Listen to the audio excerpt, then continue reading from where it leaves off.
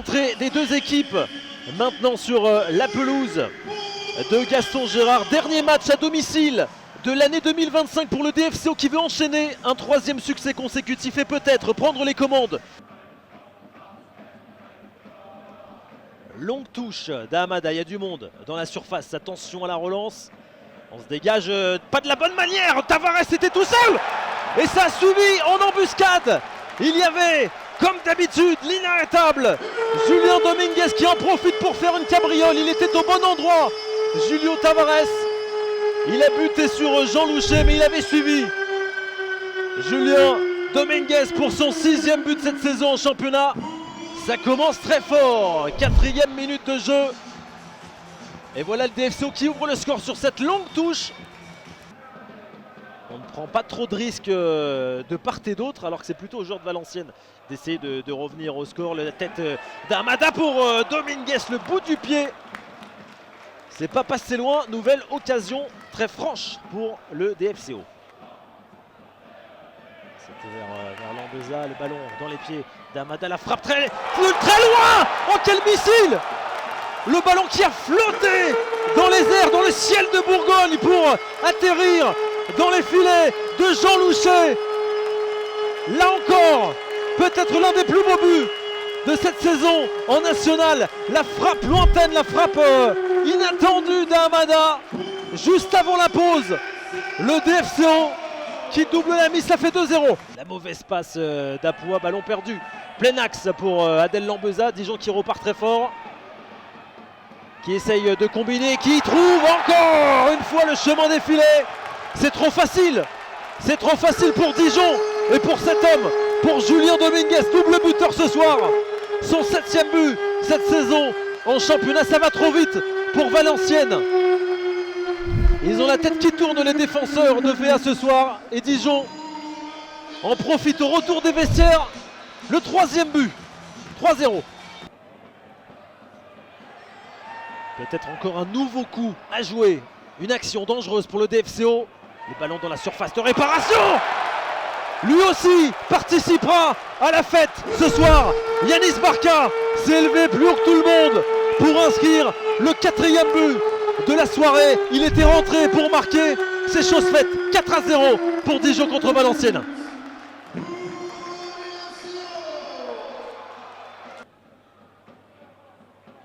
Les 4 buts, s'il n'y en a pas d'autres dans les toutes prochaines minutes. Attention à cette pointe de vitesse, attention à cette pointe de vitesse et la réduction du score pour Valenciennes par cet attaquant japonais, le petit gabarit de Rento Takaoka qui permet à Valenciennes de sauver l'honneur et de revenir à 4-1 ce soir.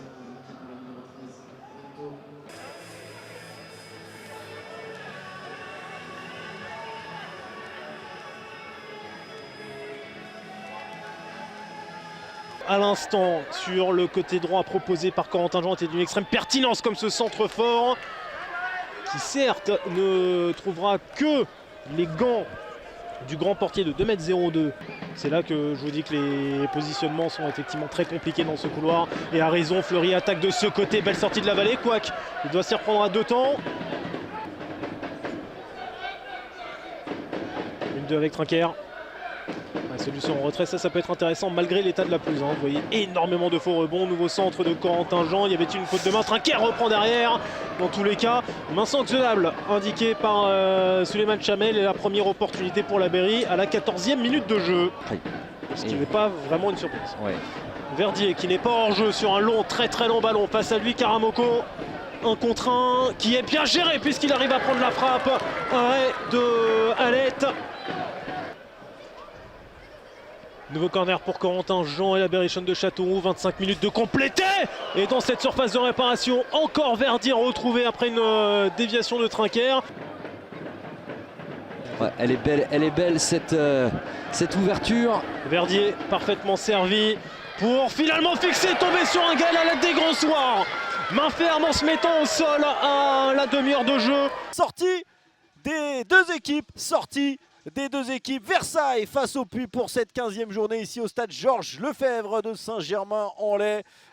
Allez, qui va essayer de changer de côté, il conserve le ballon, c'est très bien fait pour trouver Aymeric Goumeau sur le côté droit. Goumo, ouais, ce bon ballon entre les lignes avec Adelaide. La remise derrière la frappe de Salim Akal. Et attention, l'intervention derrière, un pénalty.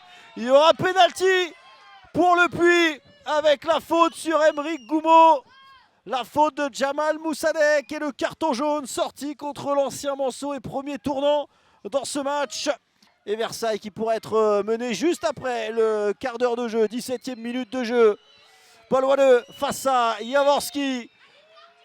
C'est parti et ça finit au fond. Et le Puy qui crée la surprise en menant ici à Versailles, 1-0 après 17 minutes. Le pénalty transformé et le Puy récompensé, Vincent, 1-0 pour les Poneaux. Récompensé par son début de match. Où on a vu que c'était une équipe qui aimait aller très vite vers l'avant, mais par le jeu, sans sauter les lignes. Et c'est bien parti. Attention, c'est directement vers le but de Nathan Jaworski. Et ce ballon perdu, Akal pour le récupérer. Là aussi, ça peut aller vite avec Nsingui qui va être servi face à Raphaël Calvé. Il va accélérer. Blamendia Nsingui, il est rentré dans la surface. La faute de Calvé. Attention à la couleur du carton. Ce sera un carton jaune. Oh non, ça sera le rouge. Ça sera le rouge. Sorti par Monsieur Perpignan. J'étais persuadé que c'était la poche du carton jaune. Carton rouge pour Raphaël Calvé. On est en soirée cauchemar côté FC Versailles.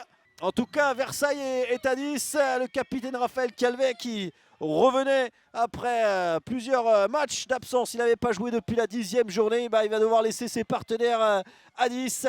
Abdelnour Soualia. Allez, le coup de sifflet. C'est parti. Ça va être Soualia. Oh, exceptionnel! Le coup franc qui finit dans le petit filet opposé. Ça fait 2-0 pour les Poneaux. Alors, je ne m'attendais pas à ce que ce soit Soualia qui frappe, parce que là, effectivement, on se dit qu'à cette distance-là, et vu où elle était positionnée, on s'attendait plus à un droitier. Bah, alors, la patte gauche de Soualia, c'est du velours. Oh, on le revoit, Vincent, on le revoit au ralenti. Oh, exceptionnel. Ah. Exceptionnel. Ah là. Et Tom Renaud, il peut prendre sa chance, Tom Renaud.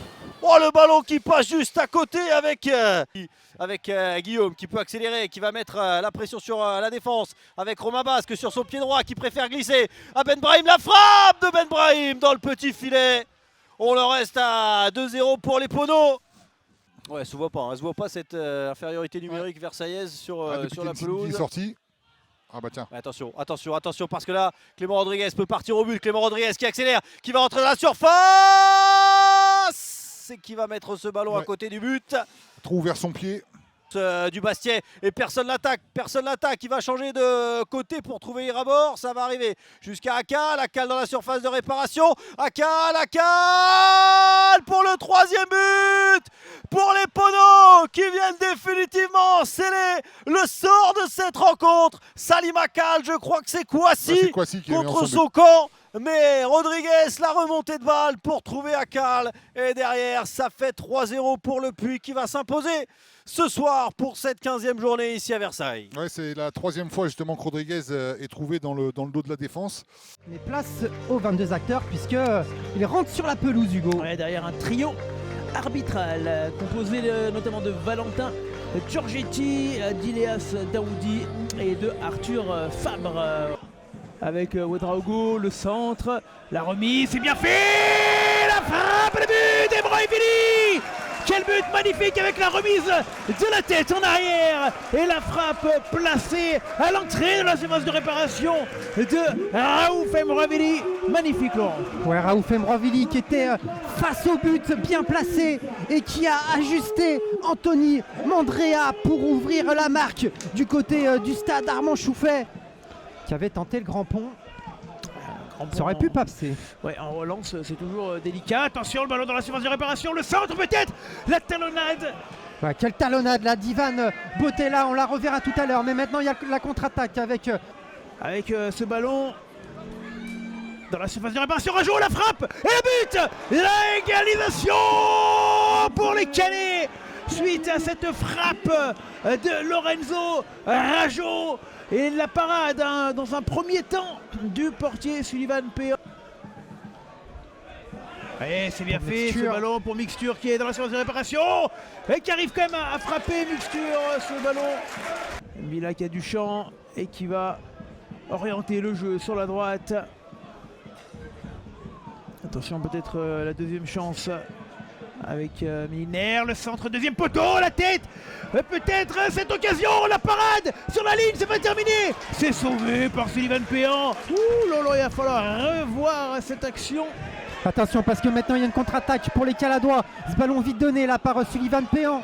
Mais c'est bien défendu là par l'équipe caennaise. On reverra cette action puisque maintenant c'est... Ça n'a pas eu l'air d'inquiéter surtout Anthony Mandrea. Attention à ce ballon qui est contré. Et qui est perdu, le ballon dans la surface de réparation, Nandouillet qui avait visé l'espace entre le gardien Péan et le poteau. Qu'est-ce que c'était bien joué de la part de Nandouillet. Mais Péan qui arrive à sortir ce ballon. Ouais, mais il faut regarder là le pied du Sullivan Péan qui va intervenir sur cette frappe. Les 3 points au Canet. Attention parce qu'il y a un corner, c'est bien joué cette tête qui passe au-dessus. Début de Sullivan Péan, double occasion coup sur coup pour les Canets. Et c'était Vinicius Gomez. QRM et Orléans n'ont plus que 2 journées en 2025, plus que 2 journées pour essayer de passer les fêtes un petit peu plus au chaud, l'esprit un peu plus tranquille. QRM pour s'éloigner de la zone rouge, Orléans pour essayer de retrouver des hauteurs et s'offrir pourquoi pas une année 2026 palpitante. Je disais en début de match, c'est vraiment une des valeurs sûres de cet effectif de QRM version 2025-2026. Il y a une attaque là qui peut s'enclencher, en tout cas du côté des visiteurs, qui peut être dangereuse. La reprise de la tête qui est tentée par Jordan Morel, sans souci pour Ouparine Djoko, mais ça faisait quelques minutes qu'on n'avait pas vu un mouvement aussi limpide. Après, il faut aussi être...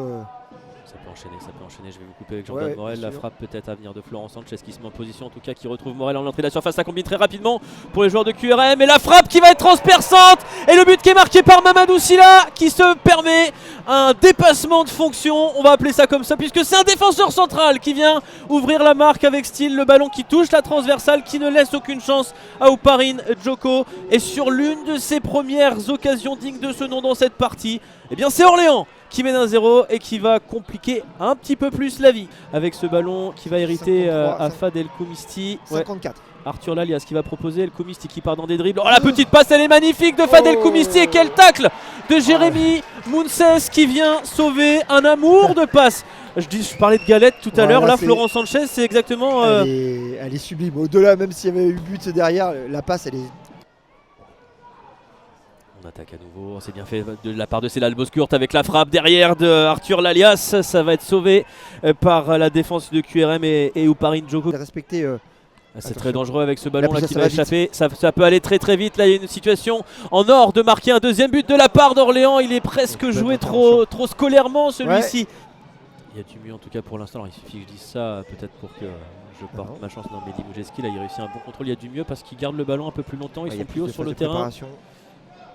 Et puis ils vont à droite, à gauche et ça permet à... Il n'y a rien, attention. Sur Nathanaël Bouekou, ils sont à 3 contre 2. Les contre-attaques là qui vont peut-être fuser. Fad El Koumisti qui s'est mis entre les deux défenseurs centraux. La possibilité de Guillaume Kous pour aller chercher de l'autre côté. C'est là le Boscourt qui peut se présenter face à Ouparine Djoko qui va s'interposer. Il a agrandi sa surface là. Parce qu'on estime toujours qu'on peut encore apporter. Il y a un avantage à défendre vraiment. Totalement. Le ballon vers l'avant, c'est inexploitable pour Dili Woody. Ça peut profiter à Obiang et à ses partenaires. Oh, la petite déviation de Florent Sanchez, ça c'est du football à tous les étages. Là, le 1-2 longue distance, la frappe de Florent Sanchez derrière et l'arrêt d'Ouparine Djoko. Vers l'avant, vers Achille Anani, ça c'est bien fait. Le relais qui réussit avec Mehdi Moujeski. Là ça peut faire mal. La frappe de Moujeski, elle est arrêtée tant bien que mal par Charlie Jean. Et c'est le premier arrêt de la partie pour lui à la 86e minute. En tout cas le premier arrêt digne de ce nom. Ça peut donner des idées, ça peut donner des ailes à QRM qui va insister avec à nouveau Moujeski. La feinte de centre, le centre au premier poteau c'est Anani. Où on défend un petit peu comme on peut là pour le nouvel entrant Kouroufia Kébé. Si on veut piquer c'est maintenant. Mehdi Moujeski, le ballon est frappé au deuxième poteau. Est-ce que ça peut être repris dans la surface de réparation? Va jaillir Charlie Jean qui a failli commettre une erreur. Est-ce que ce ballon est rentré? Non, il y avait hors-jeu. Finalement il y avait une position de hors-jeu. Charlie Jean qui a failli commettre l'irréparable. Interdiction donc pour le tireur de frapper directement. Il faut trouver un relais. Qui sera ce relais? Comment on va tirer? Est-ce que QRM au bout de cette soirée peut réussir à arracher quelque chose? Ça a été tiré, la frappe et voilà, ça a été contré, vous l'aviez dit, on sort très très vite de son but. 19h29. Eh bien le timing est parfait, voici l'entrée des deux équipes sur la pelouse du stade Guy Pierriou. Attention. Michael Fati qui prolonge de la tête en direction de Yobé. Attention avec l'entrée dans la surface. C'est l'ouverture du score de Mathias Lopez. Oh, le stade briochin qui crée la surprise dans ce début de match et qui ouvre la marque dans ce derby breton. 1-0 pour les Griffons. Oui, sur un ballon, au départ ça part du gardien où on pense presque que le ballon peut être intercepté. Avec Béguin, magnifique, qui oriente le jeu côté gauche. La montée de Diakabi avec un bon centre peut-être. Oh, il y a Michael Fati, le poteau, la deuxième chance et le deuxième but pour le stade briochin. Quelle entame incroyable, Saint-Brieuc mène 2-0 sur la pelouse de Guy Pierriou après seulement 12 minutes de jeu. Et c'est le tout jeune, je crois, le tout jeune Dorival qui vient marquer, me semble-t-il, pour sa première titularisation sous le maillot briochin. Est-ce lui ou Royao? Allez, l'opportunité peut-être à la 27e ici. Allez, un bon ballon. Avec Albi Touré, l'excellent centre pour Piccolo. C'est au-dessus, ça a été touché avec la claquette. Samoura, c'est le monsieur plus, hein, clairement, de cette équipe en ce moment. Oh, quel centre et le but. La réduction du score de Youssouf Soukouna qui a, semble-t-il, poussé le ballon malgré un sacré arrêt dans un premier temps de Lostis qui était pas loin de la sortir. Allez, l'importance du troisième but dans un match. C'est vrai, et ce troisième but, il est pour Concarneau qui relance le derby breton. Youssouf Soukouna, une entrée payante. Et la nouvelle vague, la vague ici menée à part Nicolas Mercier. Mercier, encore la frappe de Mercier. Détournée en corner par Franck Lostis. Et le corner qui va être botté par Mercier. L'ancien joueur de l'US Avranches avec Jeannès dans la surface. Et l'égalisation signée ici Amédée Kabongo. Super. Le retour victorieux de Amédée Kabongo, l'opportuniste au deuxième poteau qui est venu pousser ce ballon au fond des filets. 2 buts partout, Concarneau et de retour dans le derby breton.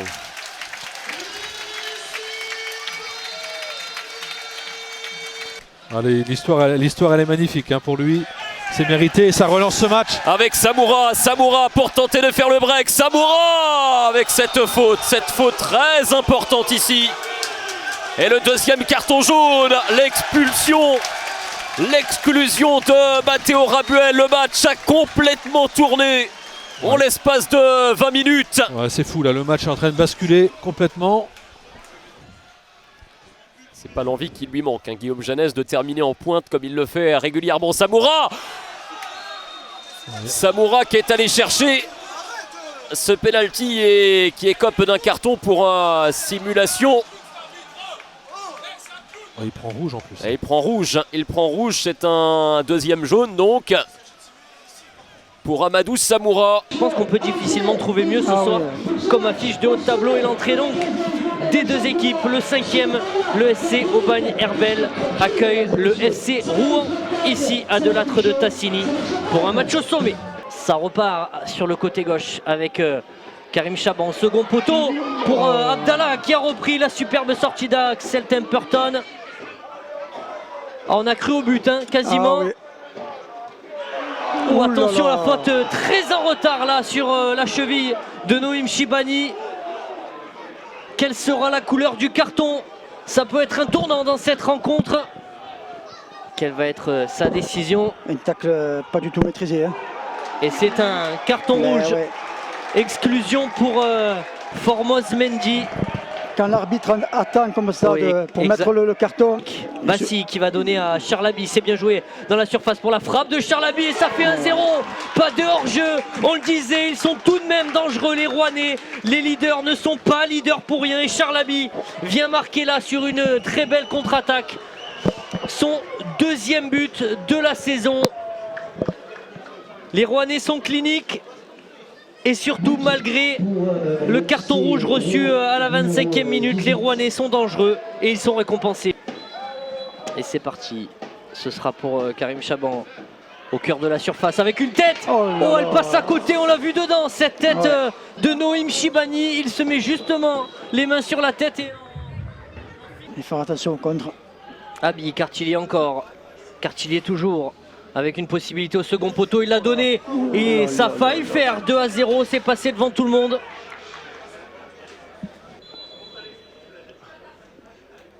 Karim Chaban avec au point de pénalty, il y avait Diaby. Et c'est un pénalty pour le SCAB, une main dans la surface signalée pour l'arbitre de la rencontre, un nouvel avertissement. Alors là j'avoue de ne pas voir exactement pour qui est l'avertissement. Mohamed Amek face à Axel Temperton. Amek et ça rentre contre-pied. Ça fait un partout. Le SCAB revient très tôt dans cette seconde période grâce à ce penalty signé Mohamed Amek. Ça fait 6 buts pour lui dans ce championnat de N1. Fus vers Rocha, Abi qui a une solution au deuxième avec Cartillier. Cartillier là-bas, elle est sortante cette barre. Et là la tête de Charles Abi. L'occasion était énorme une nouvelle fois pour Rouen. Énorme occasion pour les Diables Rouges. La frappe puissante qui vient se fracasser sous la barre. Elle est signée Cartillier. Et ensuite il y a une deuxième possibilité, c'est Charles Abi en extension. Ils sont tous montés. Ils sont tous montés. Tous devant. Ouais. Ils sont peut-être aussi au courant du résultat de Dijon. Et attention, ce très bon centre au second poteau. Et l'arrêt incroyable de Jordan Thiel qui vient sauver clairement un point. C'est un arrêt qui vaut un but celui-ci. D'entrée, ces étincelles. On va chercher le solide Djoko. Ouais, c'est fait, il a parfaitement donné ce ballon, attention!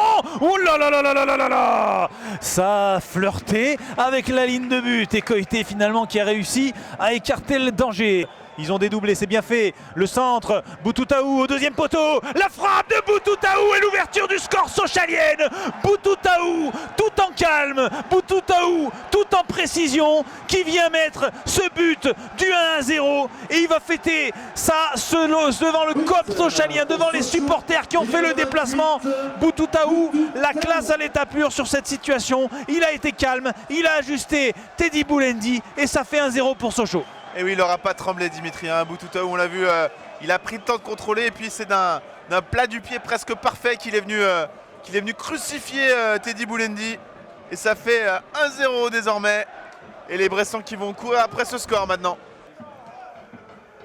Allez Sochaliens, ça passe avec Tavares sur le côté gauche. Le centre et la tête pour le deuxième but.